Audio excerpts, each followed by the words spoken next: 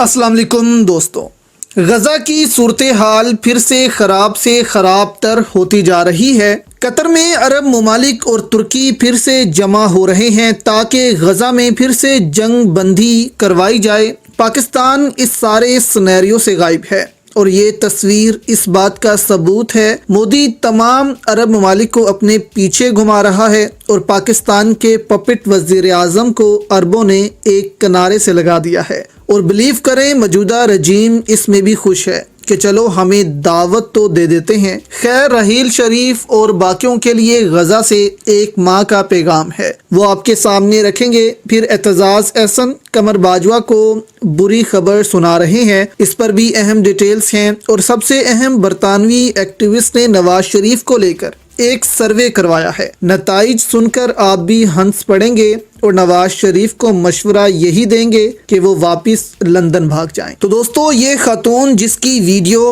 آپ دیکھ رہے ہیں، اس کے بچے غزہ میں اسرائیل کی بمباری سے شہید ہو گئے ہیں۔ ترکی اردو نے اس خبر کو رپورٹ کیا ہے، اور روتے ہوئے اس خاتون نے کیا کہا وہ بھی ترکیہ اردو نے رپورٹ کیا۔ خاتون نے کہا، اے عرب اور مسلم دنیا کے حکمرانوں، یاد رکھنا تم کو حساب دینا ہوگا۔ غزہ میں جو کچھ تمہاری آنکھوں کے سامنے ہو رہا ہے، اللہ تمہارا احتساب ضرور کرے گا۔ ایک ماں کی دہائی جس کے بچے اس کی آنکھوں کے سامنے اسرائیل کی بمباری سے شہید ہوئے ہیں۔ دوستو، اب دیکھیں، طاقت اس وقت عرب حکمرانوں کے پاس ہے۔ 46 ممالک کی کمان ہے رحیل شریف کے پاس، ان کا کوئی بیان نہیں آیا۔ اس پر 2 ماہ ہو چکے ہیں اسرائیل کی جارحیت کو، اور ایران جو اس قدر شدید دھمکیاں دے رہا ہے اسرائیل کو کہ اس جنگ میں ہم کود پڑیں گے، یہ جنگ پھیل جائے گی، وہ بھی بس بیانات سے ہی کام لے رہا ہے اور کوئی ایکشن لینے کو تیار نہیں ہے۔ اور لگتا ایسا ہی ہے کہ کوئی بھی مسلم ملک اس جنگ میں کودنے تک کو تیار نہیں ہے۔ پاکستان کی تو ویسے ہی بات نہ کریں، اس حکومت نے تو عالم اسلام میں ہی پاکستان کی ناک کٹوا دی ہے، جس قسم کی خارجہ پالیسی کو یہ لے کر چل رہے ہیں۔ تو ڈرے یہاں پر مسلم ممالک کے حکمران بھی اور جرنیل بھی، جو اتنی طاقت ہونے کے باوجود ایک چھوٹے سے ملک کے خلاف کوئی ایکشن تک نہیں لے سکتے ہیں۔ دوسری جانب بات کریں تو ایک سروے کا احوال آپ کو بتاتے ہیں جو کہ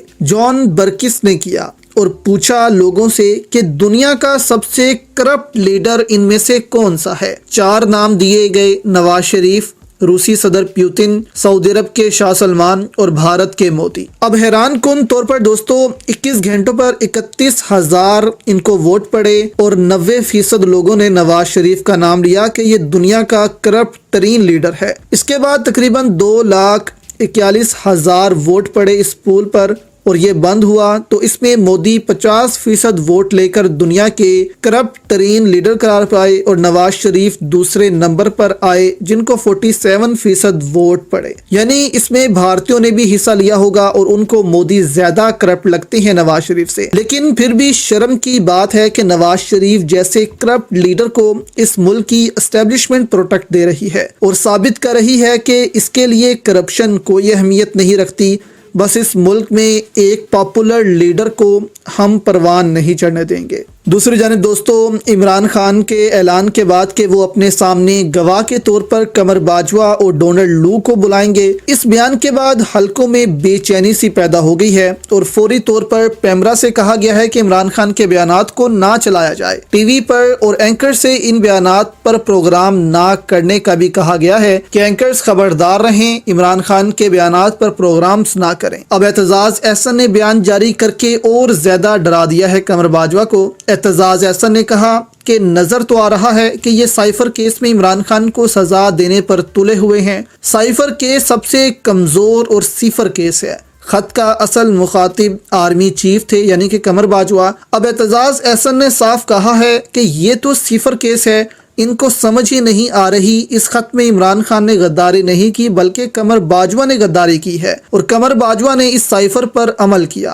اور غداری کی ملک کے ساتھ۔ اب جب اصل میں اس سائفر پر انکوائری بیٹھے گی تو قمر باجوہ پھنسیں گے اور غدار ثابت ہوں گے، اور ساتھ ڈونلڈ لو بھی پھنسیں گے۔ ساتھ اعتزاز احسن نے مزید کہا کہ نواز شریف نے بہت بڑی غلطی کر دی ہے کہ وہ پاکستان واپس آ گئے۔ انہوں نے کہا کہ اب دوبارہ جب نواز شریف کو بھاگنا پڑے گا تو ان کو لگ پتہ جائے گا کہ ان کے ساتھ ہوا کیا ہے۔ اور یہ بھی دوستو آپ یاد رکھیے گا کہ نواز شریف پھر بھاگے گا اور ڈیل کرنے کی کوشش کرے گا، لیکن اس دفعہ اس کو ڈیل نہیں ملے گی، بلکہ اس کو اپنی پوری سزا کاٹنی پڑے گی اور پھر اس کے بعد لندن بھاگنے دیا جائے گا، اس سے پہلے نہیں۔ تو یہ ایک فائنل مومنٹ ہے دوستو پاکستان کی تاریخ میں۔ اگر اس سے عمران خان اور پاکستانی عوام نکل گئی تو آپ دیکھیں گے کہ اس ملک کو ترقی کرنے سے پھر کوئی نہیں روک سکے گا۔